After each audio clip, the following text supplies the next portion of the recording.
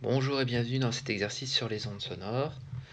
Alors ici on a un son qui est joué par un saxophone et capté par un microphone et enregistré. On a la représentation temporelle de ce signal qui est donnée et on nous demande dans un premier temps de mesurer la période du signal. Donc pour mesurer la période du signal, on va choisir un point judicieusement choisi. Donc par exemple ce point-là, on va voir le motif élémentaire, voir où est-ce qu'il se reproduit dans le temps. On voit qu'il se reproduit ici. Et donc il suffit de mesurer la durée qui s'est écoulée entre là et là. Donc on voit que t est égal à 3,2 millisecondes. Donc voilà la période du signal. Une autre façon pour avoir un peu plus de précision, c'est de mesurer deux périodes. Ce point-là va se retrouver ici. On peut aussi considérer ici qu'on est à 6,4. 6,4 divisé par 2 pour deux périodes. L'autre façon de le voir, c'était donc de dire que 2t c'était égal à 6,4, ce qui implique que t est aussi égal à 3,2 millisecondes. Dans tous les cas, on retrouve la même chose. Pour en déduire la fréquence, la fréquence c'est l'inverse de la période, mais attention, avec une période qui a été convertie en secondes et non pas en millisecondes. Donc 3,2 fois 10 puissance moins 3, ce qui nous fait donc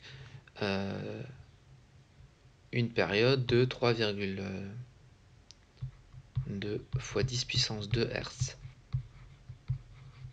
Donc voilà pour la fréquence, à partir de cette période.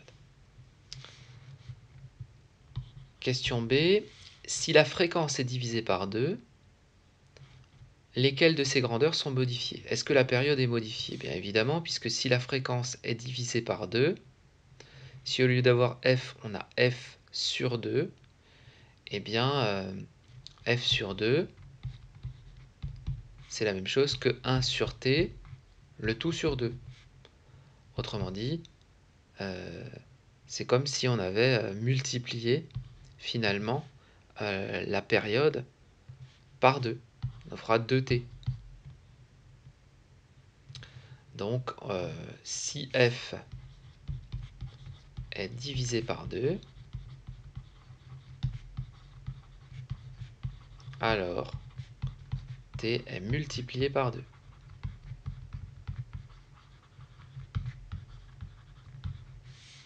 Voilà la petite conclusion qu'on peut faire. Est-ce que ça change la longueur d'onde?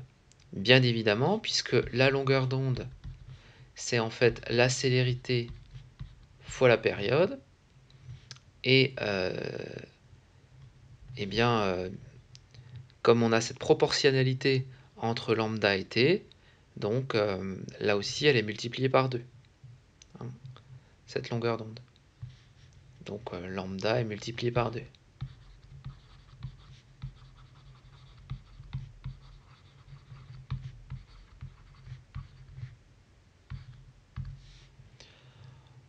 Voilà pour ça.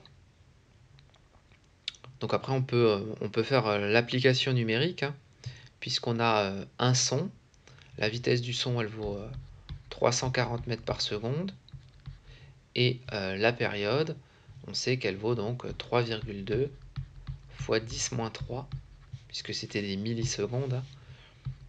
Donc on peut faire rapidement cette application numérique.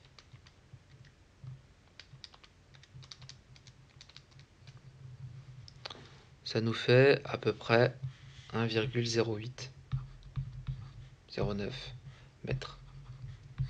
Donc la longueur d'onde, l'onde se déplace d'à peu près 1 mètre pendant une période qui dure 3,2 millisecondes. Voilà ce que ça veut dire.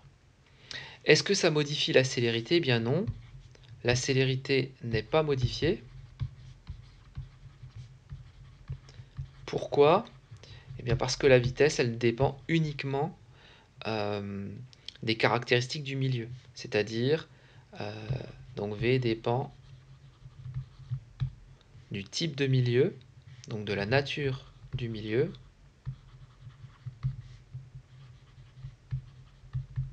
si c'est de l'air, de la température aussi. Donc la vitesse ne dépend pas directement de la fréquence ou de la période. Voilà. Enfin, question C, représenter l'allure de la tension en bande d'un micro situé à une demi-longueur d'onde de ce premier micro. Donc le micro il est situé à une demi-longueur d'onde, il reçoit donc le signal avec un retard. Donc le signal est reçu avec un retard d'une demi-période, donc de t sur 2, vu les considérations qu'on a dit dans la question précédente. Donc on va faire le même graphe que celui-là, mais simplement décalé de 1,6 millisecondes. Donc on décale ce graphe de 1,6 millisecondes. Pourquoi 1,6? C'est la moitié de 3,2. Rappelons que la période est de 3,2. Puisqu'on a un décalage de moitié, ça va faire donc un décalage de 1,6 millisecondes. Donc on va prendre point par point et on décale le tout. Donc par exemple ce point-là, on va le retrouver 1,6 millisecondes, donc on va le retrouver ici.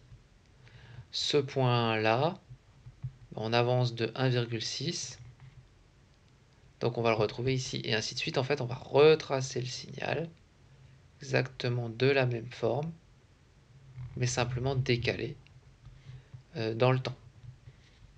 Voilà, il sera simplement décalé de combien? De 1,6 millisecondes. Point par point. Millisecondes, pas centimètres, pardon.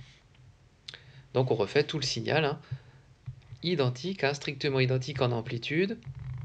En période, par contre, il y aura un décalage dans le temps. Puis après, on reproduit ce motif élémentaire encore une fois. Voilà pour cet exercice. Bon courage.